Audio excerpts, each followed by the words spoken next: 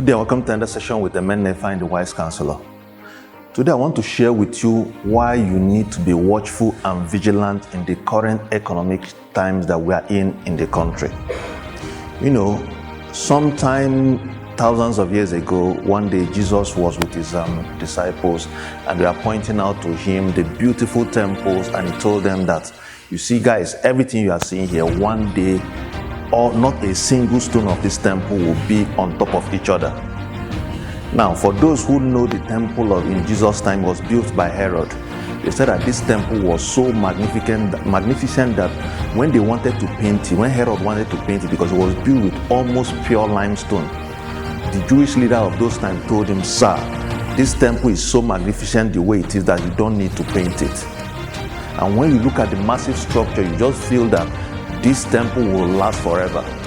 But after the death of Jesus, the temple didn't even last for more than 100 years.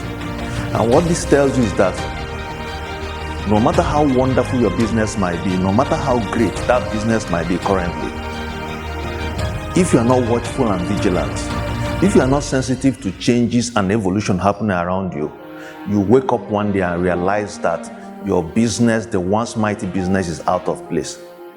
I know a few days back I was asking some young people, have you ever heard about a business called Kennedy Electrical Transport? Most of them have not heard of it, but Kennedy Electrical used to be one of the biggest transport company in Nigeria. There also used to be Abiola group of companies. But today nobody knows that Abiola even has such a massive company that used to be one of the biggest in Nigeria. The ShopRite of today, way back, used to be called Kingsway. Kingsway used to dominate everywhere. And anybody that sees a Kingsway would think that it will last for hundreds of years to come. All these businesses today are nowhere to be found.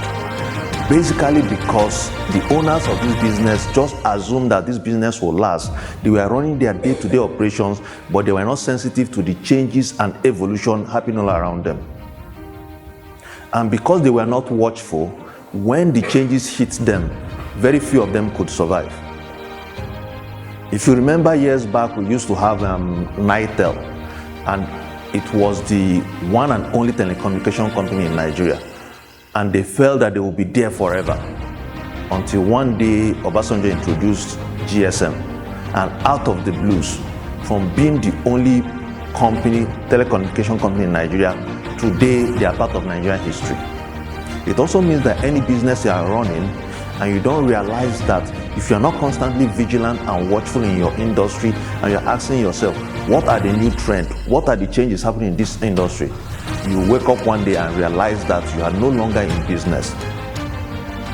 Companies that their MDs and their management don't constantly look at their environment, look at their industry and ask, what are the changes happening in our industry? What are the new areas? What are the new trends? And how do we start to adapt to these changes and new trends? What are the new ways of running business? How do we start to adapt to these new ways of running business? When organizations fail to do this, they wake up one day and realize that they have been left behind. Yesterday I went to see a company, and as I was passing by, I saw a business that I had known for about 20 years.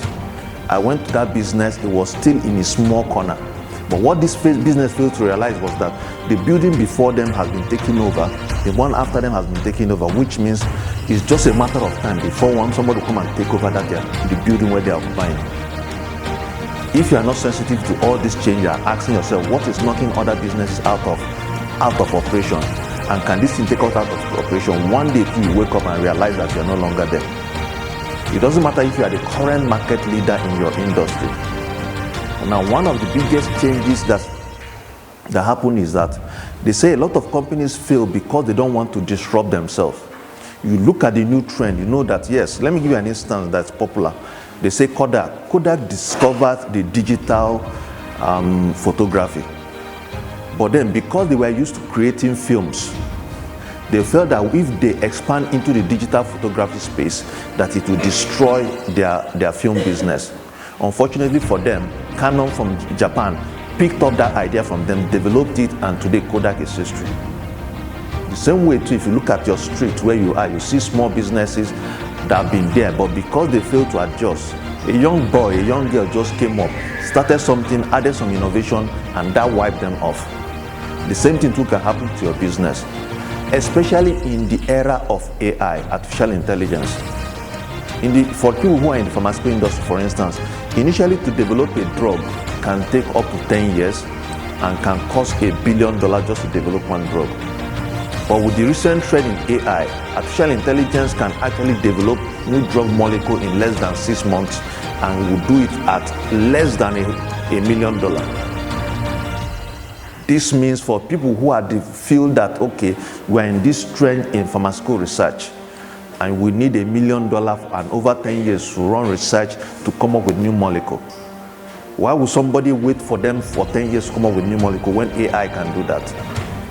Meaning that sometimes you might need to disrupt yourself. Look at the current things you are doing and ask yourself, what is the new area? And you can start to invest in the new area, even if it means you losing market in the current space that you're in. Because if you are working in a dying industry, you're working in a dying sector and you don't say, how do I evolve? One day you wake up and realize that you have no business.